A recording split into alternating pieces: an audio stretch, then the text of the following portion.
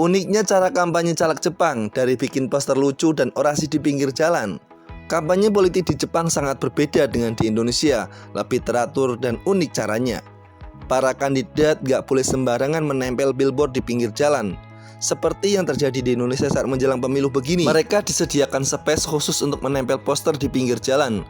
Ukurannya sama, bahkan ada nomor urutannya. Soal jadwal kampanye juga diatur sedemikian rupa. Nggak bisa sewaktu-waktu kampanye seperti di sini. Bentuk kampanye di Jepang sekilas memang terlihat old-fashioned, dengan kata lain ketinggalan zaman. Di saat kita sudah memakai media sosial dan internet buat mempromosikan diri sebagai calon presiden atau anggota legislatif, di sana nggak semudah itu.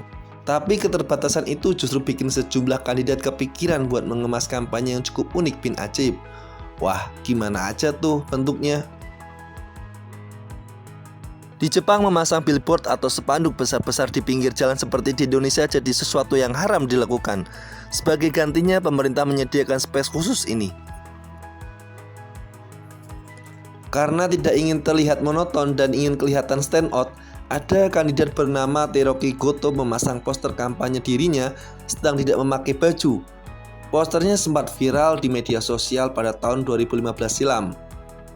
Kampanye lewat media massa seperti televisi juga sulit di Jepang, hingga sampai ada yang kepikiran buat mendandani anjingnya dengan poster kampanye seperti ini. Di sana kampanye paling populer menggunakan mobil van. Mereka menyusuri kota pakai mobil van yang sudah ditempel foto wajahnya. Tidak lupa sambil menjulurkan kepala dan melambai-lambai ke masyarakat sekitar. Saat menyusuri jalanan dengan mobil van, biasanya kandidat memakai sarung tangan putih. Dikutip dari berbagai sumber, tujuannya untuk membentuk image bersih dan agar orang dari kejauhan bisa melihat lambaian tangannya. Setelah mengitari kota, biasanya mereka akan berhenti di suatu tempat buat melakukan orasi, memaparkan visi misi dan lain sebagainya. Kampanye semacam ini cuma boleh dilakukan antara jam 8 pagi hingga jam 8 malam. Seperti dikutip dari berbagai sumber, kalau mau menyebarkan selebaran dibatasi juga cuma 70.000 lembar, tidak boleh lebih. Mereka boleh mencari relawan buat membantu kampanye, akan tetapi maksimal jumlahnya dibatasi hanya 15 orang, tidak boleh lebih. Karena aturan yang begitu ketat ini, para kandidat di Jepang seolah nggak punya cara lain buat kampanye selain promosi dan bertemu langsung orang-orang yang jadi target pemilihnya. Pada tahun 2013 silam, pemerintah Jepang sudah memperbolehkan kampanye lewat media sosial. Tapi entah kenapa banyak partai yang enggan mencoba cara baru itu dan tetap memakai cara-cara tradisional.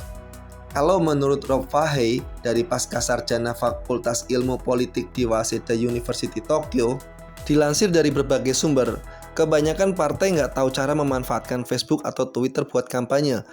Dr. Yu Uchiyama dari University of Tokyo mengatakan bahwa undang-undang kampanye di Jepang yang cukup ketat ini membantu memastikan netralitas politik dan sama sekali melupakan politik uang, seperti biaya kampanye yang tinggi. Tapi di tengah keterbatasan itu masih ada yang cara kampanyenya unik begini, yaitu Satoshima pakai ikon kucing. Karena katanya kucing putih akan menebarkan kebahagiaan bagi siapapun yang melihatnya. Satoshi Shima, mantan anggota parlemen Jepang ini, menggunakan seekor kucing sebagai maskot kampanye untuk maju sebagai wakil daerah Mikawa, prefektur Aichi. Shima menggunakan kucing lucu berwarna putih dengan warna bola mata berbeda sebagai maskot di poster dan juga pada mobil kampanye. Dalam akun Twitter pribadinya, Shima menulis, "Siapapun yang melihat poster saya dengan kucing putih itu akan mendapatkan kebahagiaan." Terdapat dua jenis poster yang bergambar foto Satoshi Shima dengan kucing putih itu.